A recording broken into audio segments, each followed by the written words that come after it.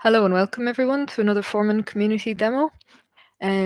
Before we get started, just if you have any issues with the live stream, please let me know. Earlier today, I updated my Open Broadcast Studio, which sometimes is a good thing to do, other times not such a good thing to do right before. So if you have issues, for example, with buffering, if you have issues with, for example, dropped packaging, any kind of disruption to your viewing experience, just please drop a message either in the YouTube live chat, just like Lena has just done, or either on Libra chat on our channel, the Foreman. Here you go.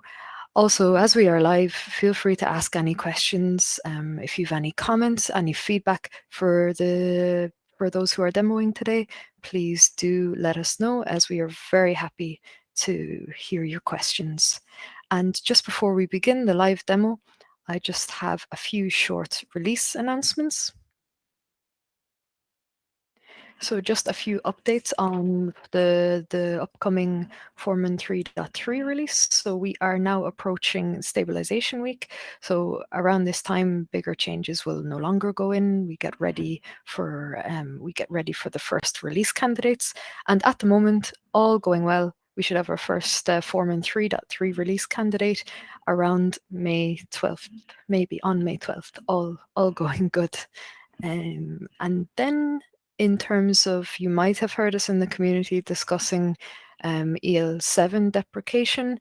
If you have been watching Evgeny at FOSDEM gave a presentation on how to migrate from EL7 to EL8 using Leap or Elevate, depending on your operating system.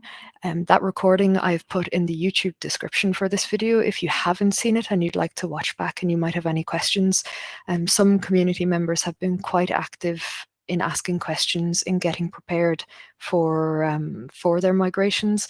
Evgeny also at the moment is just preparing a blog post with basically a tutorial, so that you have everything that you need to get prepared to move to EL8.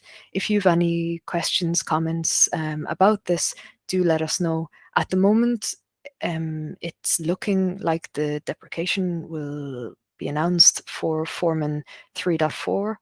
We have a checklist in the community that Amit is maintaining about the different steps and stages for this, and he will keep that updated, and we'll keep that updated. But if you have any questions, comments, concerns, just please come along, talk to us. If you do try to migrate, if you have issues, just please let us know, and we will be very happy to hear from you on that and make sure that things go as smoothly as possible. And that is all from me for now. So thank you all for saying hi so far. So feel free, as I said, questions, comments, anything you need, just let me know. And our first demo of today, a little bit of rearranging. Our first demo is going to be from Samir, if that is okay, Samir. And Samir is going to talk to us about a few things. So content view UI updates, and also some information about the host UI, module stream filters, and actions. So let me stop sharing. Thanks, Melody. Thank you, Samir.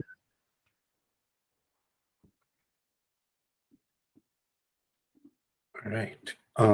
So first up, I wanted to give some updates on the content view UI. So we have added some functionality here on the repositories tab for content views.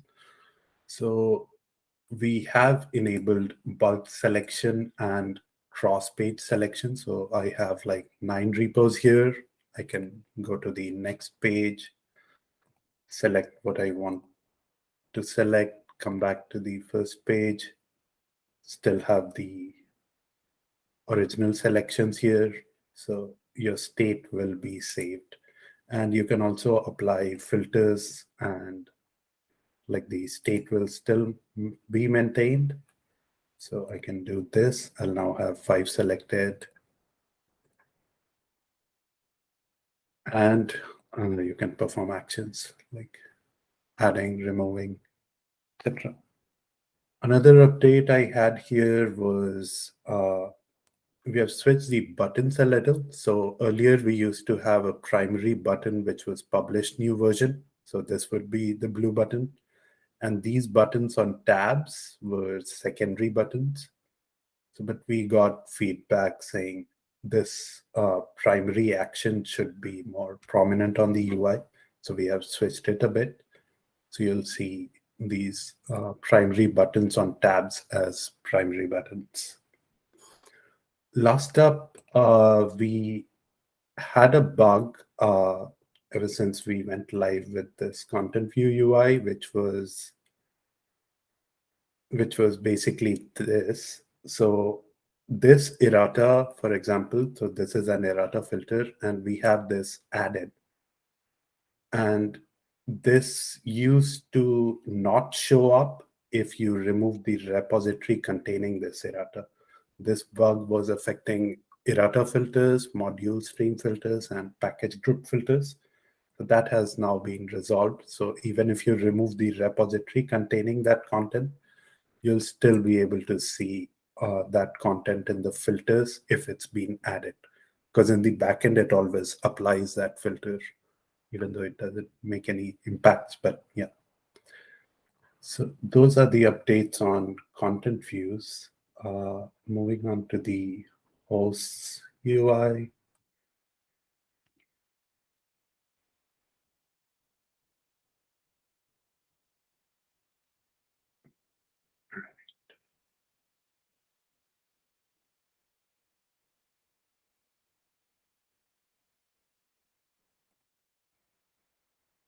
So there are a couple of updates on the module streams page. So first up, you should be able to see filters on the page now. So you can filter based on enable module streams and based on, for example, installation status of the module stream on the host.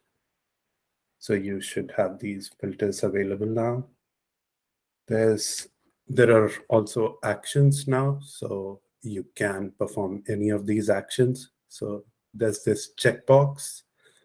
I can show you what that does. Let me find module I've been playing with. All right, so we have Perl here. It is enabled and installed. So you can choose to disable it or remove it. Let me try removing it. So you'll see this module, you can click on that. It will start a job for you. And hopefully that job will succeed.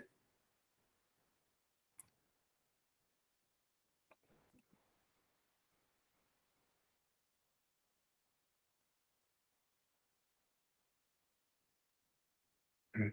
It may take a bit in my dev environment. The other part of this is, for example, if I were to try customizing with Rex, that will change these actions into links. And what that does is it takes you to a customization page where you can customize the inputs that you want to send to the host for the action.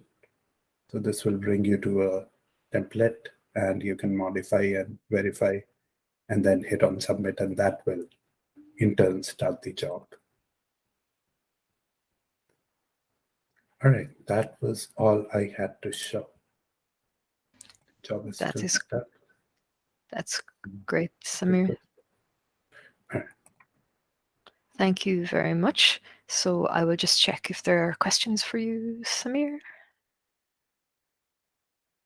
Just give a moment. And if you do have questions, you can also ask them at any point as we continue. But for now, I don't see anything. If you want Premiere happy dog content, you should follow Samir on Twitter. It's the happiest account that I follow. It's I highly recommend. But other than that, we can move on to our next demos, which will be from Jeremy. And Jeremy is going to talk to us about two things also. Jeremy is going to talk to us about the new details tab on the host details page. And after that, he will talk to us about content view details card and change a host's content view. Thank you, Jeremy. Thank you, Melanie. Hopefully everyone can see my screen. So yeah, today I have two updates for you, both about the new host details page. I have one Foreman update and one Catello update. So first up, we have a new tab that we've added to the new host details page. And so as you know, we have this setting here, new host details UI. And if you have that set to yes, you will see the new host details page by default when you click on a host in the host list. But this new tab that we have added, you will not see that by default unless you also set a second setting, which is show experimental labs. And you'll see why in just a moment here. But if we set that to yes, and I'll go to my host details page here, you can see that we will have a new tab show up, and it's called Details. Yeah, the Details tab on the host details page. So the reason it's hidden behind the experimental setting is because it's pretty spare right now. Right now, we just have one card. But we plan to add a lot more to this. I'll just give you a glimpse of the mockup, the original mockup for this. We're going to add all of this eventually: hardware properties, operating system, BIOS, all of that. And if you have suggestions, or if there's something else, some other piece of data that you would like to see, of course, feedback is always welcome. As far as features on this, you can copy these values to the clipboard, which is pretty handy, and also you can expand and collapse any of the cards. And there's also a global expand and collapse all button here. And what's handy about this is that it remembers which cards you have expanded and collapsed across different sessions. So that is the new details tab. Switching over to Catello mode here. Next thing I want to show you is changing a host's content view and lifecycle environment. So we've had this existing card here, content view details, and you can see what content view and what lifecycle environment your host is assigned to. We've had that for a while now. And now what we've added is this kebab here. You can now change it by clicking Edit Content View Assignment. So this modal comes up here, and first you are presented with all of your lifecycle environment paths. The reason that you see the environments first is because a given environment may only have a subset of content views available. So if I select library here, this drop-down appears, and I see all 4 content views that I've created. But if I select dev, there's only 2 of them. Also, another thing to keep in mind, different content view versions may be promoted to different environments. So I see version 2.0 here in the dropdown for the dev environment, but if I choose this staging environment, I only see version 1.0 because that later version has not yet been promoted to the stages environment. So yeah, we added this little drop-down text here with the version so that you would always know what version will be in use once you select a content view. So once you go ahead and select your content view and you click Save here, you get an immediate toast notification, and then your changes are reflected right away on the card. So you can see the new environment and content view that I've chosen here. I want to thank Amir. He actually did most of the code on this. And I want to say this on the details tab part, at least. But as far as the content view details, this completes the content view functionality of the host details page. And as always, I'm available for any questions. Thanks. Thank you very much, Jeremy.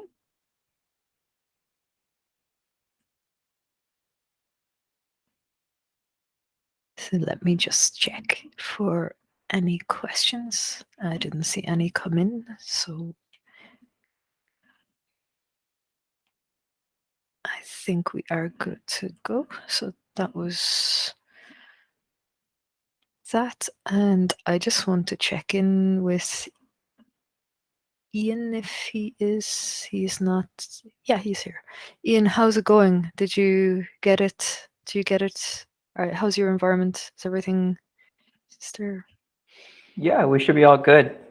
Would you like to go now if you can? Yeah, for sure. I'll get my screen shared. Cool. So Ian is going to talk to us about enabled repositories report. Just before the demo, his environment was not playing ball with him. So hopefully this will work.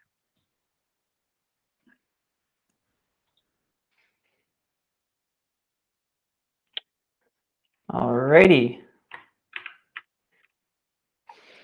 So hello, everyone. What I have to share today is a new report template. It's called the host enabled repositories template. And it's a simple one, but it should be pretty helpful. So what we have here in the template, I'm just kind of giving a little preview of what the code actually looks like. Essentially, it just iterates over all of your hosts, and it looks at what are called the bound repositories.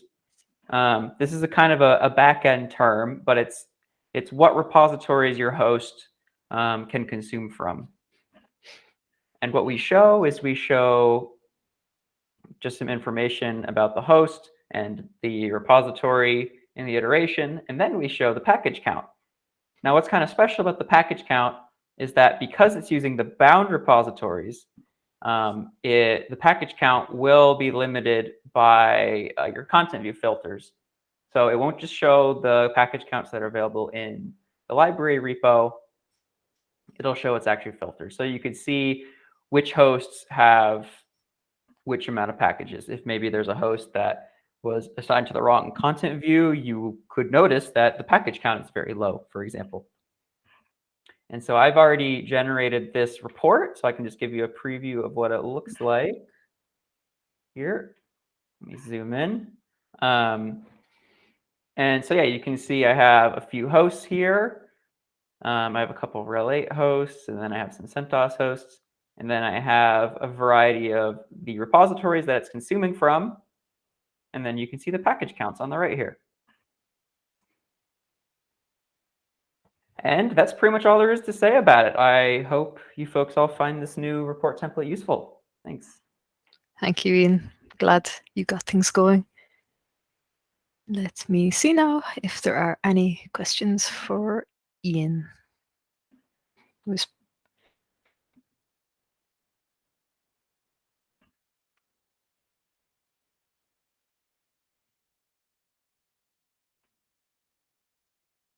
No, and I think we are up to date with the stream, so we are looking good to move on to the next demo. And our next demo, I think, is from Ondrej. Ondrej is going to be talking to us today about auditable attributes documentation rake, like a tongue twister.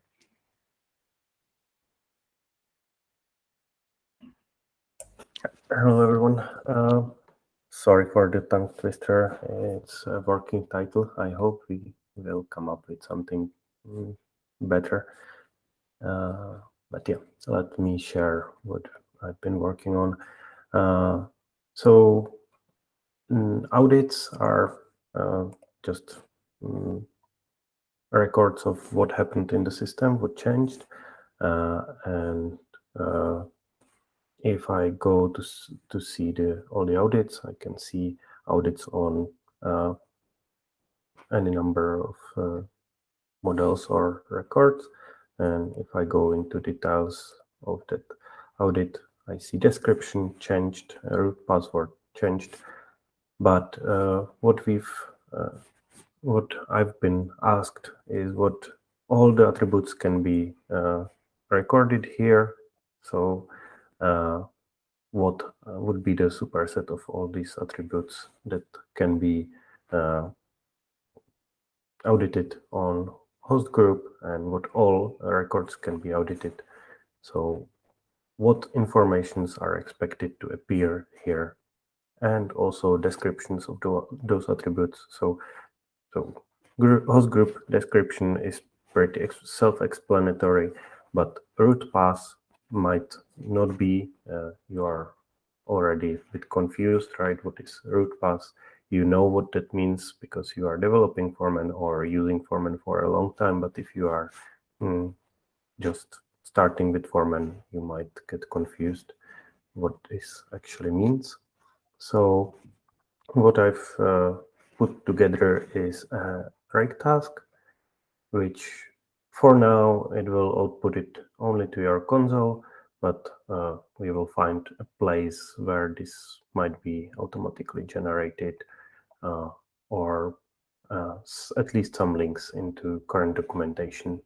So the current documentation is obviously helpful in explaining what audits are, and you can see what you might expect, like organization and location, but no attributes. So if you want to see what actually will be audited, you have no option. And that's the task for this rake task. So if you now run in, since Foreman 3.3, Foreman rake audits list attributes, it will print out all the models as headings. If we take a look in the raw, this is what you will see as an output of the rake task. It's outputting it in ASCII doc, so you can then print it out in a nice format, and it will have the titles as all the entities that get audited, and all the attributes and their descriptions. Unfortunately, there are not descriptions for everything, because what I did was that I took descriptions that Oleg created during his efforts of documenting templates. So I'm taking the descriptions of the attributes from there, but unfortunately it's not fully covered. So some attributes are covered, but some of them are not. But I believe this is still helpful even without the descriptions for attributes. So you see host has this list of attributes, and there are some descriptions for them. So you have a better view for what is audited in your installation. Why is it a rake task and not included in the manual, or at least reference from the manual? Because every Foreman is different and you have different plugins, so it's slightly different for every installation. So this is a way how to get that list for your own installation. We might have a look at host group, just as I was referencing it. And here I can see the description for the root path, if I was not sure what that meant. And Andrea, is it too difficult to? How much of an effort would it be to get content for these missing rows, these missing fields? It's work in progress. As of now, this rake task will be available in 3.3, but we have given this to the satellite documentation team, and they're trying to work on at least the main attributes that they feel need a description to pass it to some developers and add it to code, so we would have that filled out. Okay. Okay. It's definitely not hard, but yeah, someone needs to write the description. For sure. Somebody has to do all the small jobs, and yeah, that's fair. Sorry for interrupting you. No worries. I'm done. And Okay. the answer is it's work in progress, so it will improve over time for sure. Okay. Thank you very much for that, Andrea. And I'll just check if there are any other questions for you, Andrea.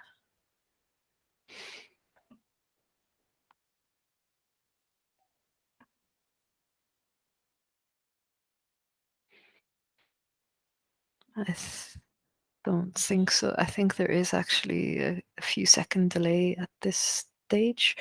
So if I have moved on and you do think of something for Andra or anyone else, just please feel free to ask at any time. So up next is Maria. Maria is going to be talking to us about a fix in the taxonomies API call and reminder.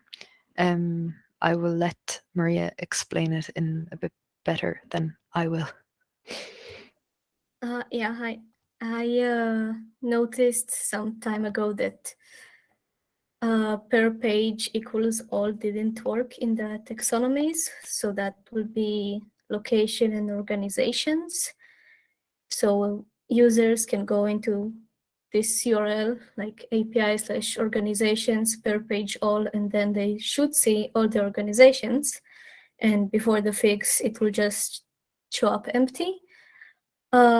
This logic with per page all is available in most controllers, and I also wanted to remind everyone about it because not everyone knew about it. So yeah, it's a fix to it in those pages and a reminder that it exists if you want to see all the results and not just type a random number. And yeah, it's my short demo for today. I have one question, Maria, from you, from Chris, Chris Roberts. He's just wondering, where your accent's from. Yeah, it's from Ukraine and Israel, so it's a mix. A combination of both. Yeah, I was scared to. I knew that there was some story like that, so I was scared to make either declaration. So Ukrainian Israel. So that's Yeah, I have an accent in all the languages I speak, so it's fun. Oh, that's special. That's unique. Thank you very much, Maria, and thank you for that short update. Cheers. And I don't think there are any further questions. So let us move. Well, I will say that if you need the per page all to work somewhere and it doesn't, you can open a bug and it should be an easy fix. Perfect. Perfect. Thank you for that, Maria. And next we have William, and William is going to talk to us about two items. He will be talking about deploying a minimum HTTPD modules by default and using HTTPD npm event module.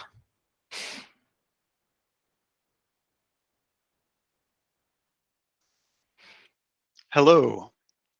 So I'm going to talk about these two items together a bit, as that will make this a little bit easier.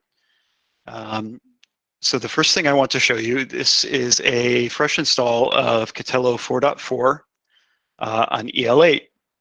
And if you look at the Apache modules, which are installed by default on a new install, there is quite a long list here.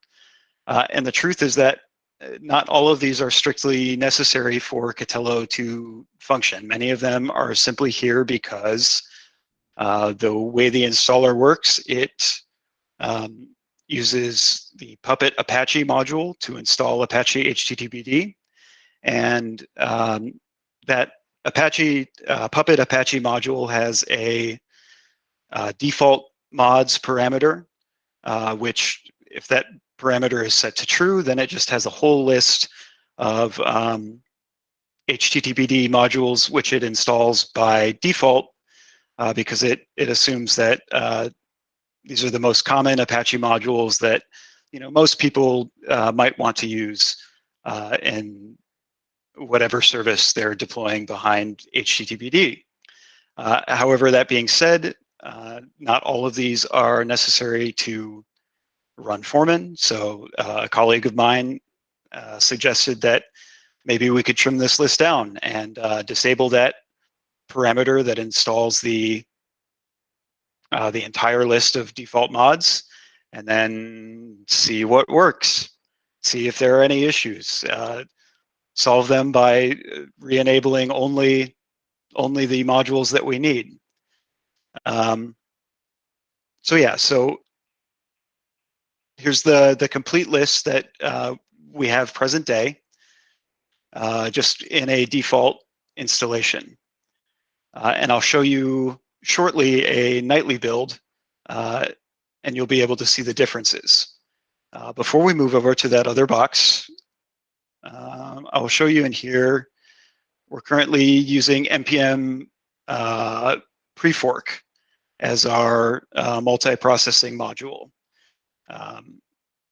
basically in order to handle concurrency. And in fact, there's been some testing that has been done, and it's been known for a while that Foreman and Catello generally perform better with npm event. So, okay, why have we not used npm event in the past? Well, the truth is that the particular Apache version, which was available on EL7, simply had some bugs with npm event that made it non-suitable, even though in an idealized world it was expected and was tested to be more performant. So before I transition to that other box, I'm going to show you a couple more things. So let's look at the number of workers that we have present day with npm prefork. So if we check,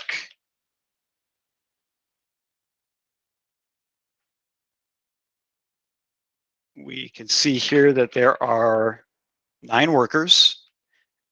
And if we get these process IDs, and then we can check the number of threads that we have here.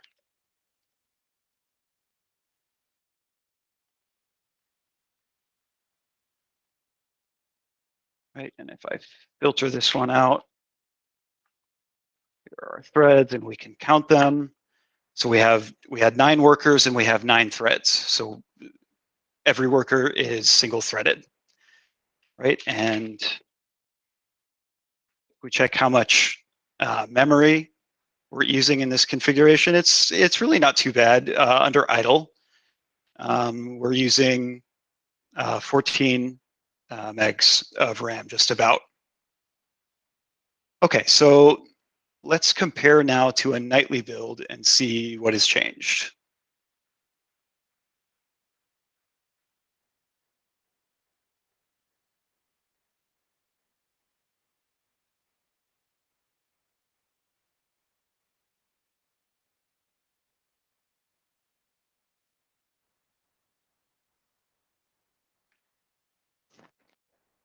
So here I have a very similar setup, except that this is Catello Nightly. And we can compare the same things that we just looked at. So we could check the modules that we have installed by default. And you can see here that this is quite a bit smaller list. Now, okay, what if you're concerned that you actually want some of these modules enabled? Maybe you don't want to have the minimum set, or perhaps you have some additional Apache module that wasn't ever installed before, but for your setup, you'd like to have it. Well, that's actually easy to do if we just go to our custom Hira file for the installer. We edit it here. Again, we have this parameter, Apache default mods. And previously, this had the value true, right? By default now, it will have the value false. It will not install any default mods, only what other components in the installer specifically coded in. But in fact, this parameter is really nice. It also accepts a list value. So you could just pass a YAML list with some of your favorite modules. I don't know. authz or something. I think we already have that, but you know, whatever modules you wanted to add to this configuration, you could just do it like so.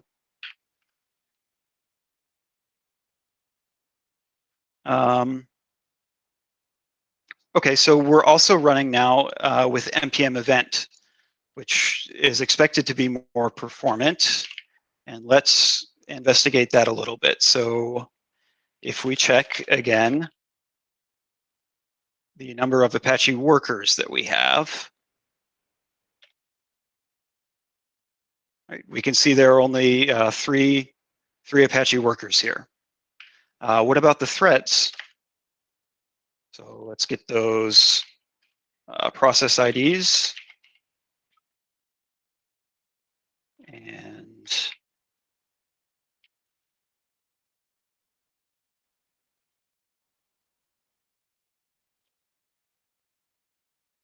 we're going to check the threads for each process ID.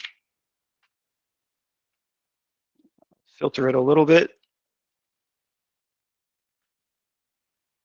And then let's simply count them. Here we have 37 threads. So previously we had 9 workers and 9 threads. Here we have only 3 workers, but 37 threads. And in fact,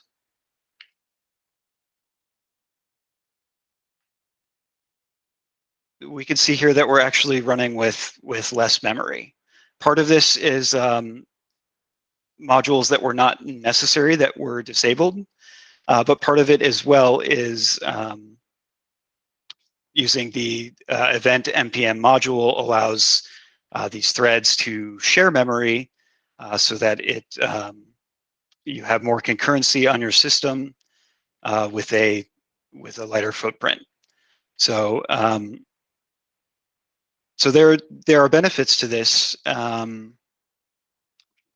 For example, npm event uses worker recycling so that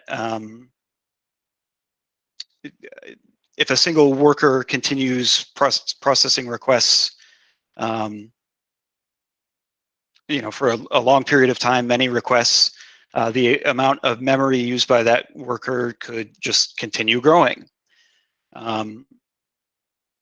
But with the configuration here that we have in the nightly build, in fact, we'll have worker recycling with npm event, so that after a certain number that can be configured, requests have been handled by the worker, that worker will actually restart and relaunch a new process and begin anew.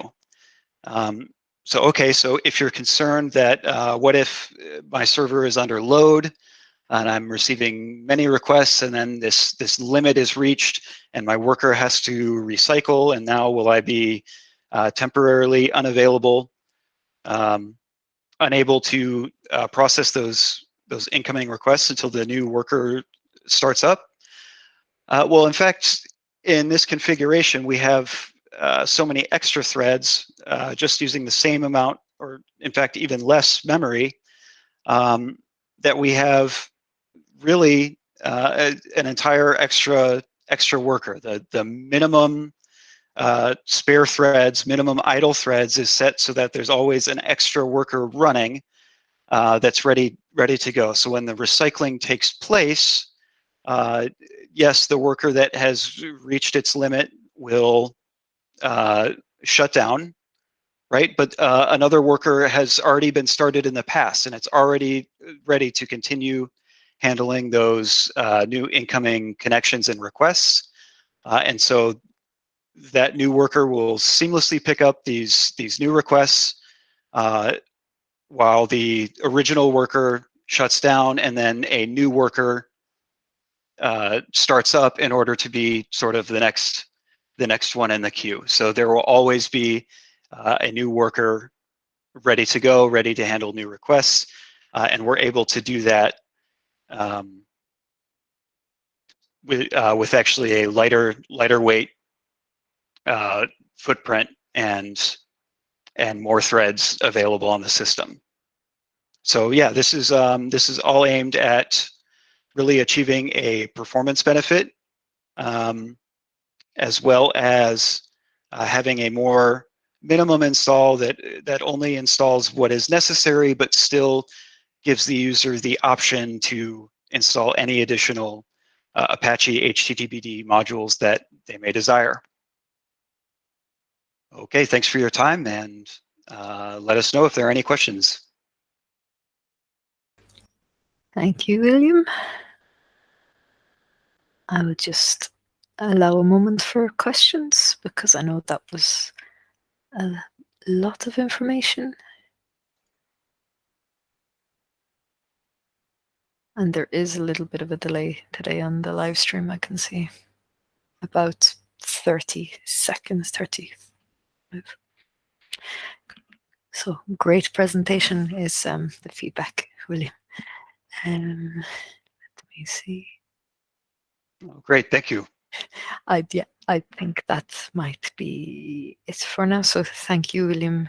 Thank you very much. And our next presentation then, I believe, is Adam. And Adam is going to talk to us about a remote execution smart proxy feature rename and friends. And Adam, before you begin, I just noticed on the, I suppose I just want to acknowledge how active you've been on the community, and you've been answering a lot of questions around remote execution lately. And I was just wondering, is there any particular trend? Is there anything that you're seeing again and again, or is it just kind of smaller things? You kind of surprised me with this question. It's okay. Let me think about it, and maybe I'll circle back to it at the end. But let me go with the demo, and then we'll see. Sure thing. Yeah, work away. I apologize, springing questions on you. No worries. So, hello everyone. My name is Aruzicka, and today I'm here to talk about the rename that is going on inside remote execution and related projects. Somewhat untraditionally, I will start with what's happening instead of why it's happening. So the single slide, the too long, didn't watch, would be the provider inside Foreman remote execution is going to be renamed from SSH to script. Another place where this change will manifest itself is that the SSH proxy feature will be renamed to script. This will also impact the installer options. Essentially, almost all mentions to SSH will be replaced with script.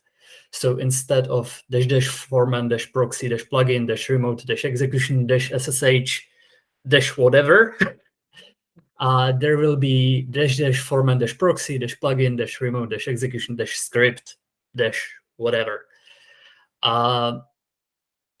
Fairly straightforward, but a little bit of a tongue twister. And the last bit of information for this is when this is going to happen. Well, if you're on Nightlies, then it's already present in there and you should already see that. And that also means that it should land in 3.3 and will be available from 3.3 onwards. Now that I've laid on you what's the change that happened, let's talk about why. I can assure you it wasn't just that, we were bored and wanted to spice things up. Nothing like that. We had a very good reason for it. But to explain it, I have to go back in time a little bit into roughly 2016-ish, where remote execution first appeared. And originally, it was an SSH-only thing. And because of that, the SSH as a name kind of spread all over the place, and it was really present almost everywhere. That would mean that there was SSH provider in Foreman itself. There was a SSH proxy feature, and SSH was, as I mentioned already, was present in installer options. It was in project names and in package names and just all over the place. Later, we added Ansible and Salt as remote execution providers. But here we can kind of start to see the shift. With SSH, it was named after the transport, but with Ansible and Salt, it wasn't really the transport itself. It was named after the tool that is interpreting the thing you want to run. So for Ansible, those are playbooks. For Salt, those are those state files.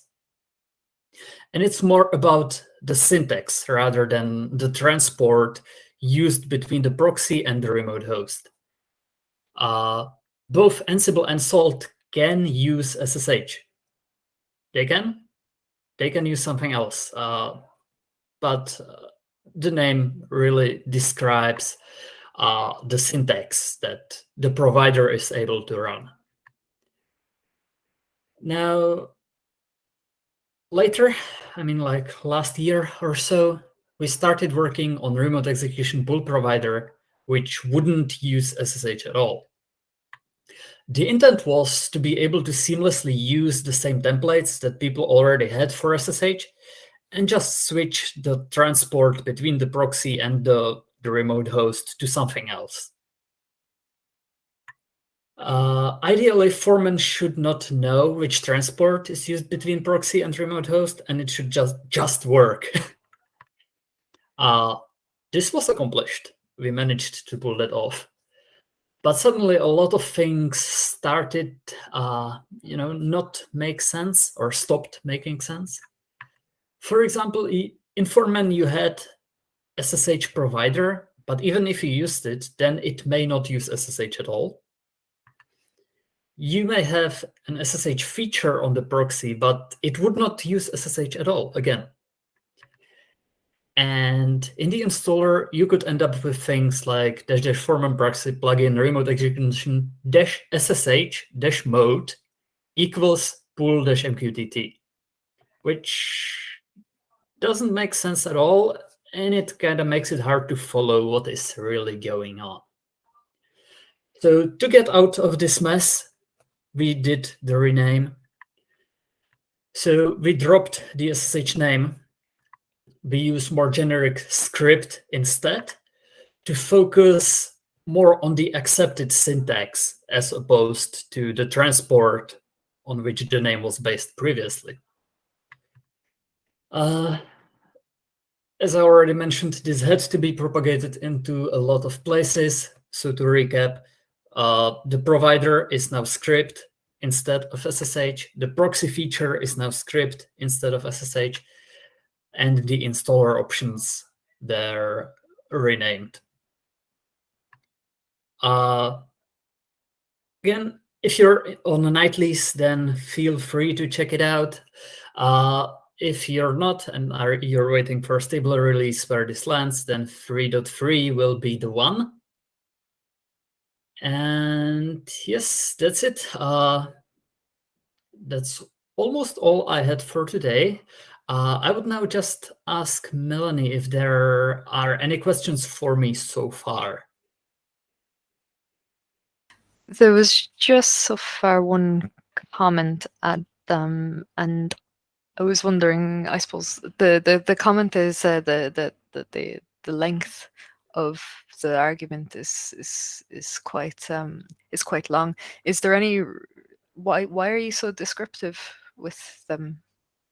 Like, is there any, like, if you were to drop if you were to drop any part of it, is it possible, or how do you?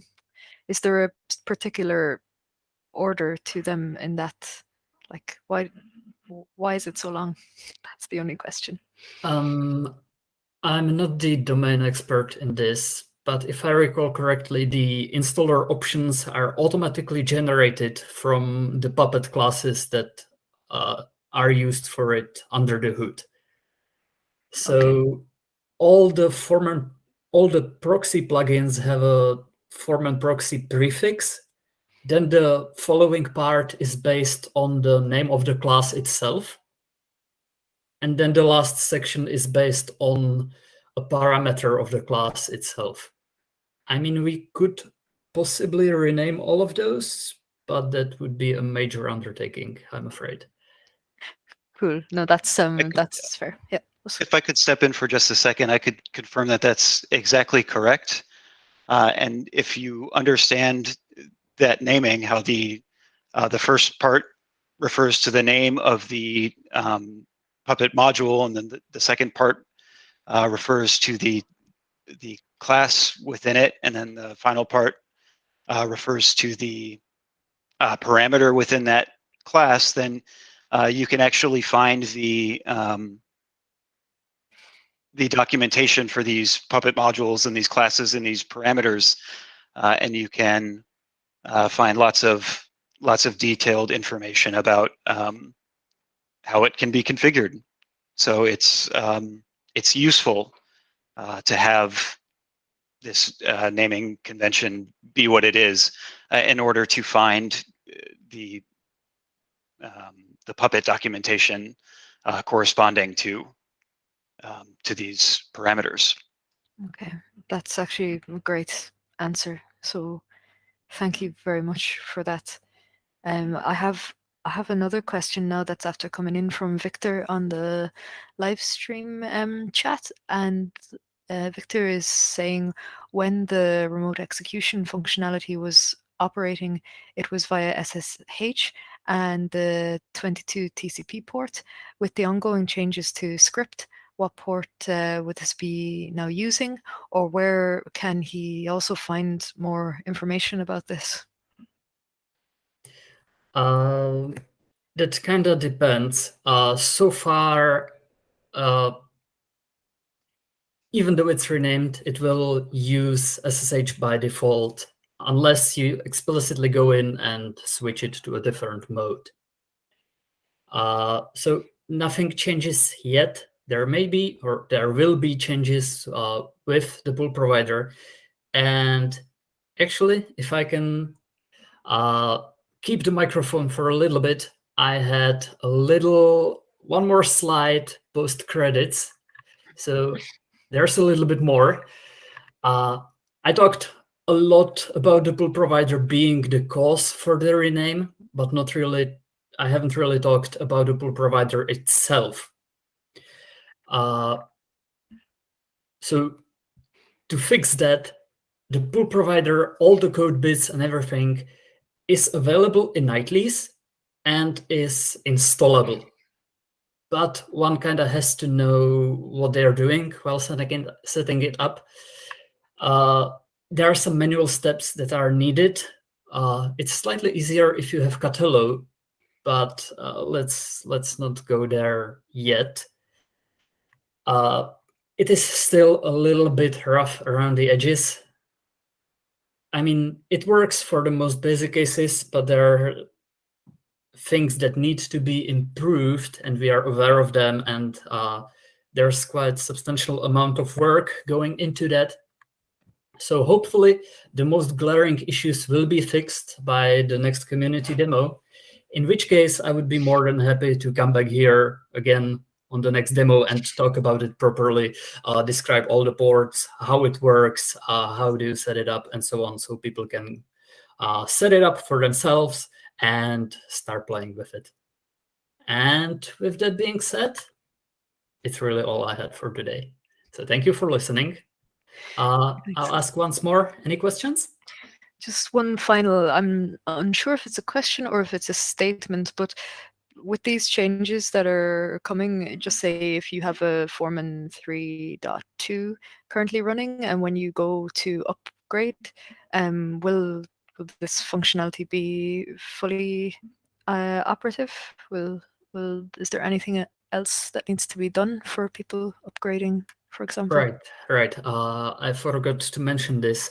During the upgrade, everything should be done for you. So all the templates that you already have in Foreman will be renamed, so they're using the new provider.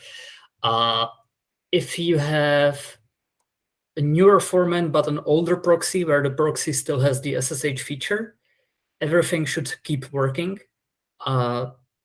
There is an explicit code path for this, so we are aware of it. It should just work out of the box. So you just upgrade, things will rename under the hood, but there shouldn't be anything that you need to do yourself.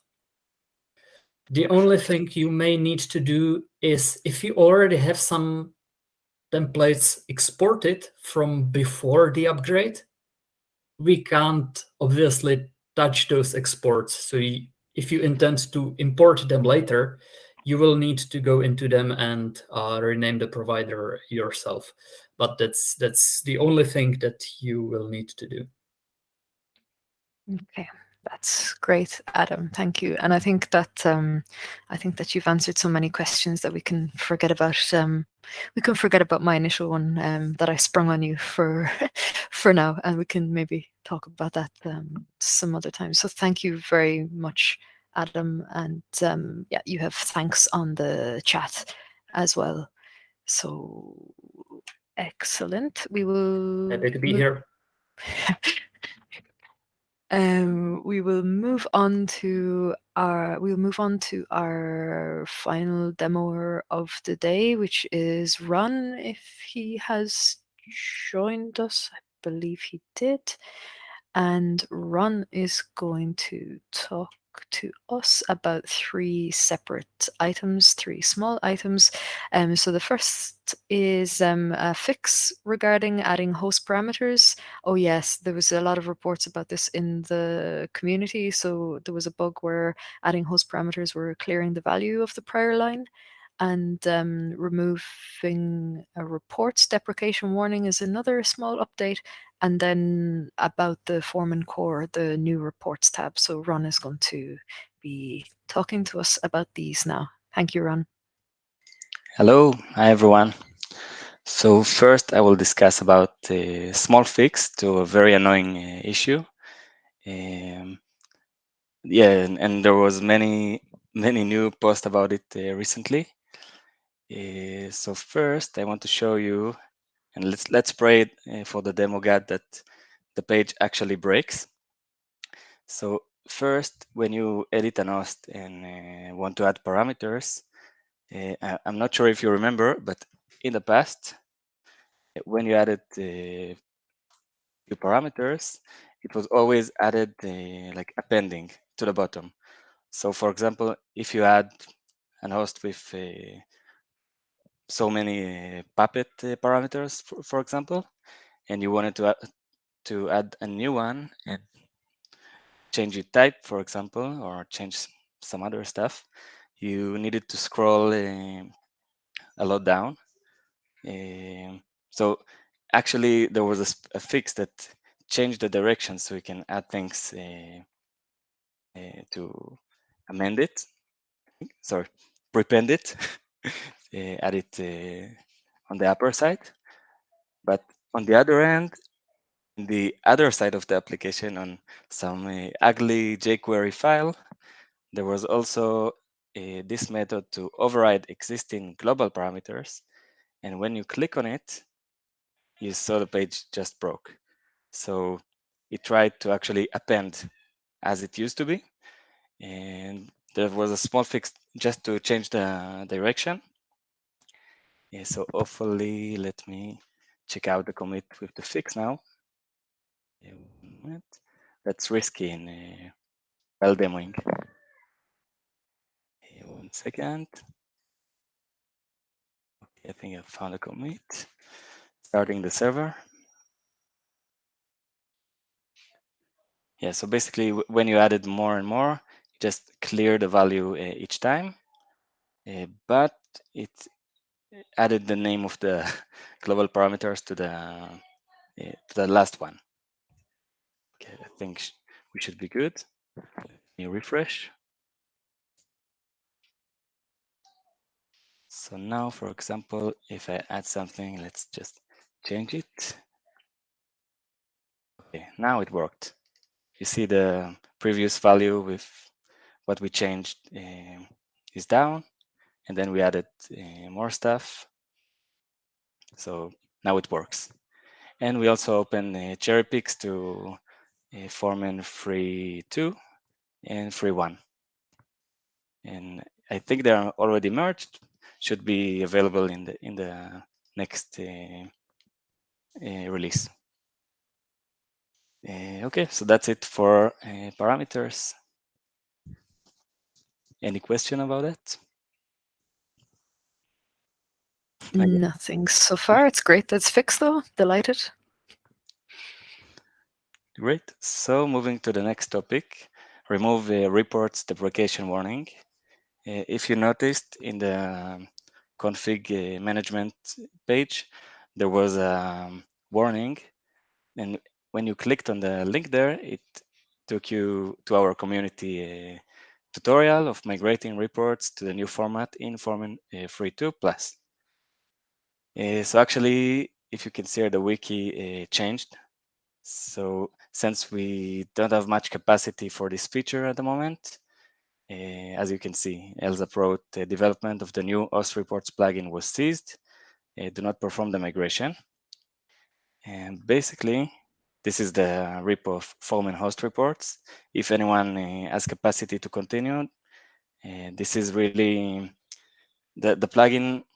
The goal was to optimize the way reports are structured in our database and increase, like make the performance much better. So currently we are not actively working on it, but if anyone wants, there is a GitHub project here in the repo, Foreman host reports project. Oops, 1 second. Yeah, I think that's the one, host report MVP. And you can like feel free to continue from here. Hopefully in a couple of releases we will have more capacity and go back to it, because it will really improve much of all of our reporting infrastructure. Okay, and I think we posted like everywhere about it, but also good to mention it in the demo. And I think I added the last comment also in this huge thread. Let me check. Yeah, just copy pasting the top wiki. Okay, and the last thing, we actually, as part of the new plugin, we started to work on new features for report. One of them was the new report tab for the new host page, basically. So since we dropped that plugin, we still want that feature in Foreman core. Now I added here as hopefully it will be part of Foreman 3.3, which has stabilization next week. So we have 1 week to get it in. If not, it will wait for the next release. But what we want to get is more feedback of how it looks. So what I did, we had some design for the new plugin with less statuses if you follow the community discussion. But now, since we use the original statuses, and there are many, this design is not very clear. So as part of the feedback that we got, and here you can see a bit of my ugly design that was in the initial one. And then, thank God, we have Maria, a designer in our community, and she added some great options.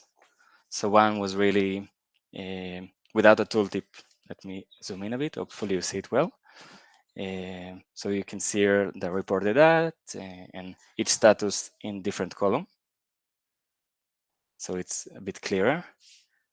And also option 2 was like cleaning some, when there are zero status, sorry. And the final one was without the icons and with zeros. So we started a poll, and oh, like there was a massive, a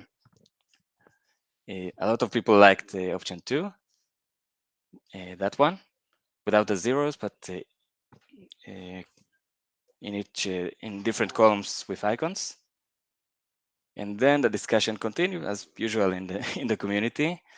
And Bernard commented that he would love to have one icon like global status, something that we actually had in the new plugin implementation, but it doesn't exist in core currently, the global status. So Maria created another mock, and as you can see, we also moved based on the comments. We moved the origin or resources to the left. There is global status, and then the numbers. And this is just a summary based on this, some mapping and calculation based on those statuses. So we created another pool, and seems like there is still a lot that likes option 2. I will give it, I think, until tomorrow. So in the beginning of next week, I can continue work on that, and hopefully we will get it into Foreman free. Yeah, so it's a good advertisement in the demo. So that's it from me. Thank you very much, Ron. That was great. I'll just see if there are any comments or questions. I passed the link to that thread in the live chat, and I'll add it to the video once we stop sharing. Let me just check around for comments for you. And none so far. So we are, we are actively asking people to let us know what they think with that. So please do please do at a later stage if you don't, if you think of anything after we finish today. So thanks again, Ron, for that. And I believe that we have come to the end of this demo. So first of all, I would just like to thank everyone who came along today and showed us all of the latest updates, the latest thoughts. I think that this has been particularly useful. I'd like to thank everybody who watched live with us today. Thank you all for your questions, your comments, your feedback. As always, it's appreciated, and this is exactly why we do these live, hoping to hear from you all. If you have if you're watching back at a later stage and you have questions, please post them to our community forum, and we'd be really happy to hear from you there. And other than that, thank you very much again for your participation, for watching, and we will see you soon. All the best. Bye-bye.